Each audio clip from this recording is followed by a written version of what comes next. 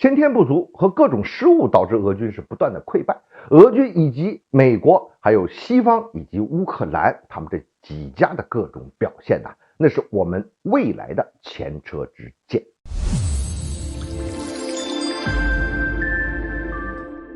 欢迎来到张斌观察，我是张斌。你看近期俄军在伊久姆、红利曼和赫尔松的这些败退啊，有很多的观察点。世界上不会承认这个乌东公投的这个合法性，那么这个仗看样子还是要打下去的。西方呢也不允许乌克兰分裂，但是呢他们也不能接受我们中国的统一。未来如果我们必须采用武统手段的话，从现在俄乌冲突中还是颇能有借鉴之处的。我们呢看到俄军的表现啊，这也是我们的前车之鉴。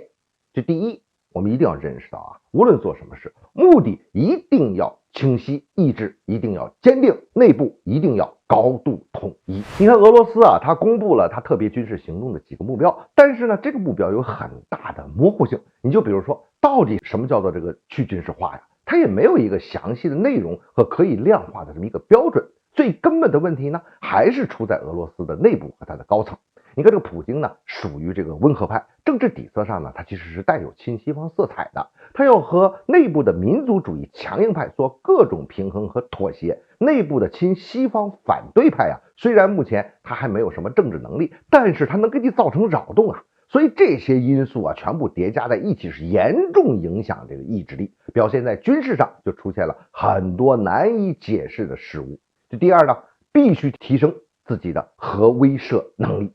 如果是常规作战，乌克兰当然不是俄罗斯的对手了。但是在美国和西方的帮助之下，到目前为止啊，这美国和西方还不是这种大规模的全面的援助呢，俄军招架起来就非常的困难了。美国和西方之所以不敢亲自动手、亲自下场，根本上还是惧怕俄罗斯的这个核威慑。因此，足够强的核威慑能力是保证事态不进一步升级和扩散的一个很重要的前提。这第三呢，我们要看到必须要有足够的军事准备，包括军队的数量和武器弹药等等这一切东西。这次冲突暴露出俄军一个严重的失误，也是短板。你看武器装备方面哈，我们就可以看到他多年前对未来战争模式判断的失误呢，由于没有足够的实力和研制生产能力，当然财力也是头号的大问题了哈。现在俄军是严重缺乏像什么精确制导武器啊、无人机啊、战场感知手段等现代作战的手段。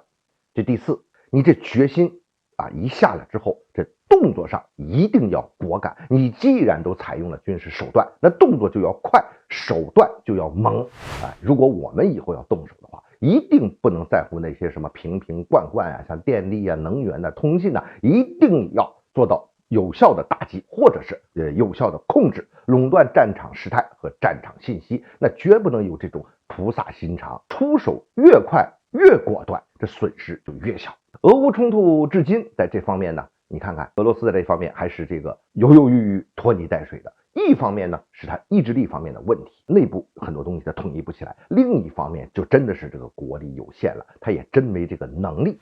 所以从这几点上我们可以看出，最核心的是国家意志和你的国力啊，我们要比俄罗斯强很多。你比如说，我们有齐全先进的制造业和军工能力，这就可以让我们避免俄罗斯临时抱佛脚啊，向伊朗去买无人机的这种窘境。但是呢，我们也有我们的短板，那就是我们和世界的联系比俄罗斯要广泛的多，要深刻的多。无论是经济层面还是什么层面，我们这联系的太多了。而且呢，我们还有一个很大的一个弱势，就是能源我们不能完全自给自足，这会成为我们被遏制的软肋。所以我们要有足够的心理和物质上的准备。